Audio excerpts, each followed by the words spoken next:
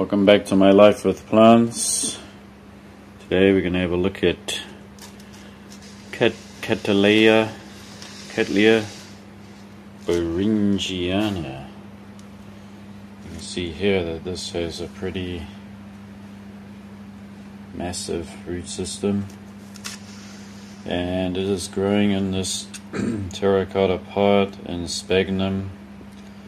Believe it or not, it's growing in sphagnum, and it's been at times really wet, at other times pretty dry, and it has put out this new bulb. As you can see there, it's still got the sheath on it. It goes all the way up to here, and then from there we have the flowers. So here they are, these magnificent bowringiana flowers with this very pale pink, and I am detecting some greens in there too. Pretty sure that's green.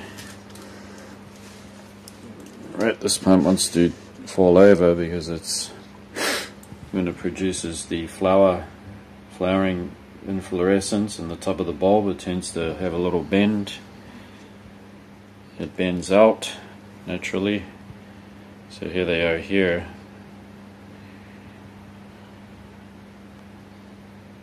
You can see some tinges of green in there, right? In amongst the pink. And unfortunately, it's not a fragrant orchid.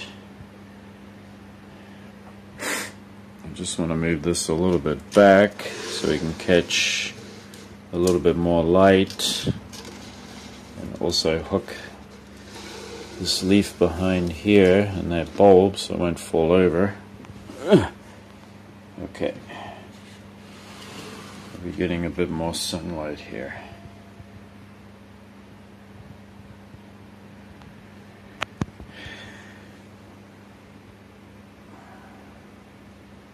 So these are kind of medium-sized flowers. And each spray has 7 flowers on each.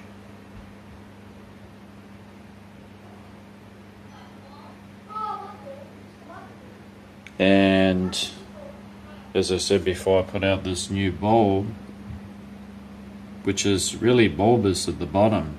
It's like a real ball. That started to develop last winter.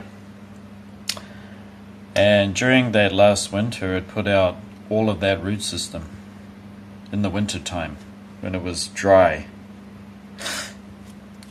So it had started its extensive root system during the coldest time of the year. And then once it produced this root system, it didn't really produce any more. It just continued to grow this new bulb or cane. As far as roots, it didn't produce really any more. And once it matured, which was, let's see, the end of August, then going into September, it started to produce the sheath there. So bowringiana is naturally going to have a bend at the top, and I can contest to that because you can see that these older canes also have a bend. They go straight up and then they just bend straight out at one of the two leaves that they have. So that's quite normal. This bowringiana is very, very hardy. It puts up with our summers that have been up to 38 degrees, getting close to 40, and I'm pretty sure it's 40 degrees on my balcony. And it did have shade cloth, 80% shade cloth pulled over the top.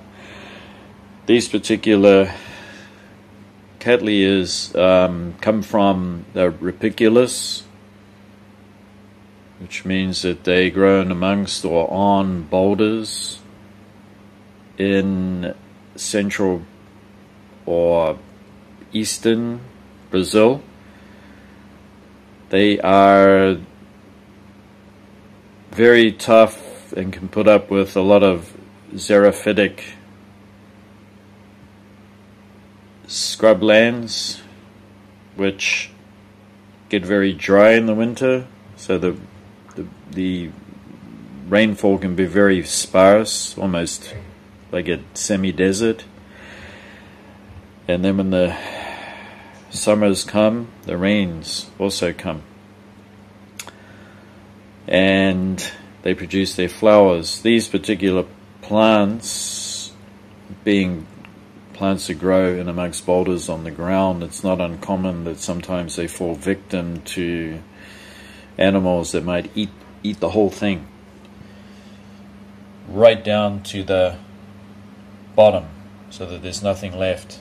And these plants are able to survive that and produce new canes, push them right up, and they will manage to flower again.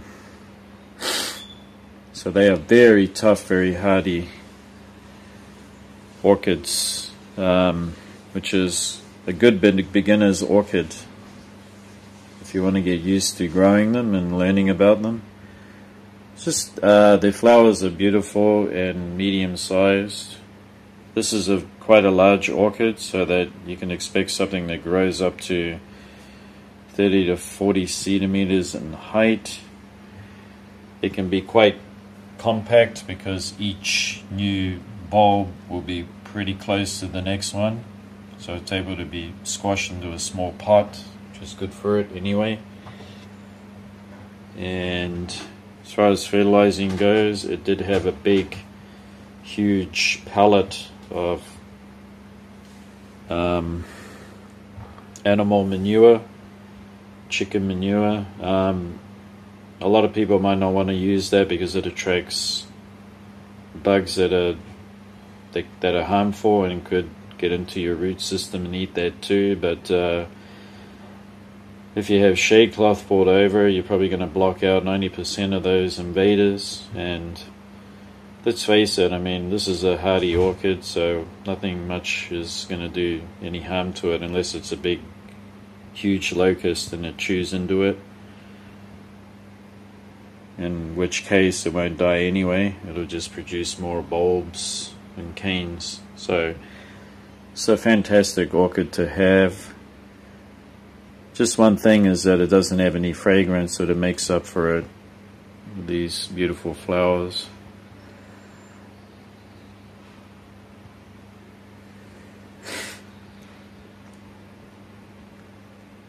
It's going to be spending the winter in here because it's not able to take temperatures below 0 for any length of time. Alright, thanks for watching. Hope you enjoyed this introduction to Cattleya bowringiana.